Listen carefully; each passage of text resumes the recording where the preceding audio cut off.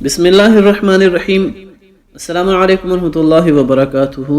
عزیز طلباء، میں آپ کا اسلامیات کا استاد Muhammad Asif Sadiq, theology teacher, municipal inter college for boys, Wazir Bagh, Peshawar. میں آپ کو 7ویں جماعت کی اسلامیات کی کتاب پڑھاؤں گا۔ عزیز طلباء، سبق شروع کرنے سے پہلے کتاب کے پیش لفظ پر ایک نظر ڈالتے ہیں کہ یہ کتاب ہم کیوں پڑھتے ہیں۔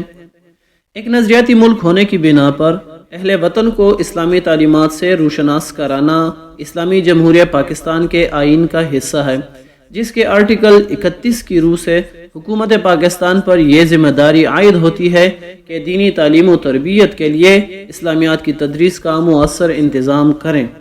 لہٰذا وزارت تعلیم نے نیا نصاب 2006 مرتب کرایا، جس میں ملک کے نامور علماء کرام اور ماہرین تعلیم کی آراء سے استفادہ کیا گیا۔ نئے نصاب 2006 میں طلباء کی ذہنی سطح کو مد نظر رکھتے ہوئے درسی مواد کو آسان اور عام فہم بنایا گیا ہے۔ یہ بھی کوشش کی گئی کہ اس سے جدید دور کے تقاضوں کی تکمیل ممکن ہو سکے۔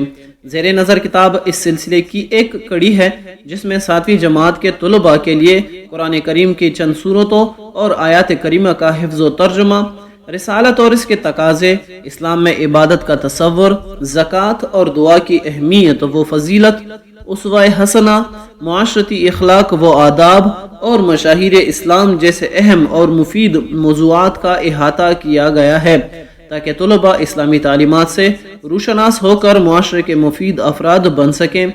اسلامی تعلیمات کو اپنی عملی زندگی کا لازمی جزو بنا کر دنیا اور آخرت میں فلاح و کامیابی سے ہمکنار ہو جائیں۔ عزیز طلباء، میری آپ سے 2 درخواستیں ہیں۔ میں اکثر یہ بات کہتا رہتا ہوں کہ آپ جو بھی سبق پڑھیں، جو بھی مضمون پڑھیں، جو بھی سبجیکٹ آپ کا ہو، اس کو لگن اور شوق سے پڑھیں، اس لیے نہیں کہ آپ کو آئندہ کی زندگی میں اچھی نوکری ملے، بلکہ اس لیے سبق پڑھیں کہ آپ ایک اچھے انسان بن جائیں۔ دوسری درخواست کہ ہر سبق اور ہر لیکچر کو اچھی طرح سمجھنے کے لیے ویڈیو کو آخری تک لازمی دیکھیں۔ اپنی دعا میں یاد رکھے گا، ویڈیو پسند آنے کی صورت میں ویڈیو کو لائک اور شیئر کرنا نہ بھولیے گا۔ جزاک اللہ خیر۔